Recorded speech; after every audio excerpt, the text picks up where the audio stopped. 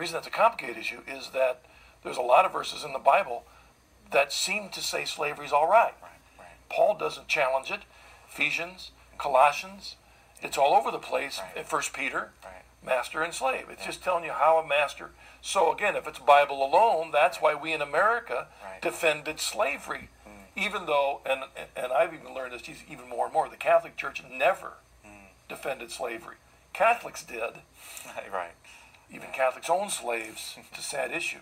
But the church didn't. The popes, St. Peter always spoke out against slavery. You know, there's an example of the authority of the church and not the Bible alone or conscience alone. Yeah, right. That's right. What do you do with those issues unless you have a church you can trust? Yeah, exactly. Well, when I was becoming Catholic, I had to take a hard look at that because, you know, almost all of my relatives are not Catholic, and many of them are not even Christian at all. And it baffled me that a lot of them were just church hopping. You know, they went wherever the preaching seemed good until it ruffled them and challenged them. Then they didn't like what that pastor said, so they went and found a new church to comfort them. And I thought to myself, you know, if that's it, I should just become my own pastor and start my own church and do my own thing. But I said, I want the real message, not one that's just adapting to my likes and needs. I need the real one, even though it sting me. You know, because I look at it this way, you're never going to catch a fish with a dull hook. It's got to have a point and a barb to it, and it's got to get in. And that's the mystery and the beauty of Catholicism, is it comes with a sting, but it's what really sets you free. The most common,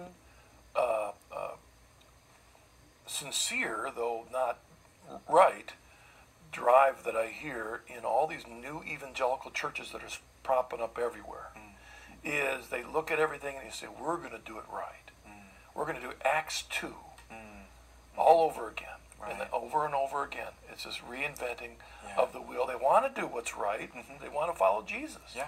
But immediately there's compromise on all different levels. We have another email. How do we know? How would you interpret this? And that goes back to he's speaking to us today through the teaching body of the church, the magisterium, which means teaching, and through the office of Peter. So vitally important. And when you don't have that, you can find yourself winging it, caving to the standards of the world.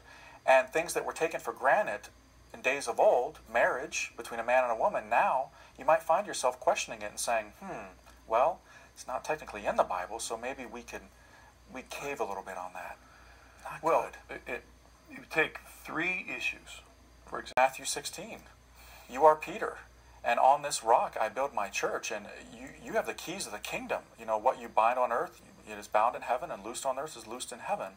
It comes back to that authority that's transmitting to us the authentic teaching of Jesus Christ here in, the century in which we live. Because you're right, there are certain issues that are not technically in the Bible. Abortion, you're not going to find that technically in there, nor contraception. And there's some other issues, very important issues. So, Jesus, what did you? Listen to what he is saying and how he's speaking to your heart and act upon that. And I would say strongly, go to a Catholic church, walk in and experience the fullness of the household of God. Experience his presence in the Eucharist. Go there and watch what happens. I think it was Tolkien who said to one of his sons, if you want to find romance in the spiritual life, go before the Eucharist. It's the key. You had mentioned when you first opened that Marian Apparition book that there was a plethora of language that didn't make sense. It wasn't there. What about these apparitions? What are these things? Later, when you looked back, talk about the powerful message that is in, especially, let's say, the approved apparitions. Sure. Why has God done that, and what's the message there for us? Well, I think in light of our times, I got my licentiate in Mariology, so doing the factual studies, the last 100 years or so have seen more Marian apparitions than any other era in the history of the church. And that's because God's house right now is a mess. It can't be destroyed. He made a promise. The church will never be overcome by darkness. But there can be a lot of crazy things going on. And, the mother of God's children, Our Lady, the Blessed Virgin Mary, she's not going to abandon us. God's going to give her a special gift for our times because we're living in serious times when so many have been, like myself, deluded and deceived by the world and its strong pull. And so God's going to allow Our Lady to come from heaven as our mother to help us to get back, to get back to the basics, to the foundations, to the fundamentals. And if you look at the approved apparitions, I mean, that's what it's all about. Going back to prayer, to reading the scriptures, to fasting, all of those things, it's the fundamentals, and we seem to have forgotten them. Yeah. The truthfulness of it is that it's a teaching of the church that, like all the teachings of the church, are meant to set us free, so that we've been unshackled from these chains of the world and what the world would tell us that our choices we can do with our choices. Everyone has the freedom to make a choice, but that doesn't mean that the choices that you're making are necessarily the good ones. We have free will. God doesn't come in and take away our free will. So every Catholic, should surrender to this truth and adhere to this truth, because the church is our mother. And as our mother, like a good mother, she says to us, you can play within these bounds.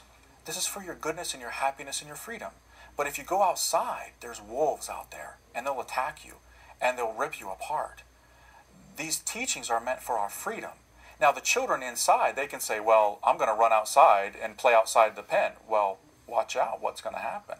You could find yourself, outside of the household of God, and then you're going to be in trouble. These teachings of the church are meant for us to acknowledge the church in her wisdom, the teaching body of Christ. The pillar and bulwark of the truth is the church.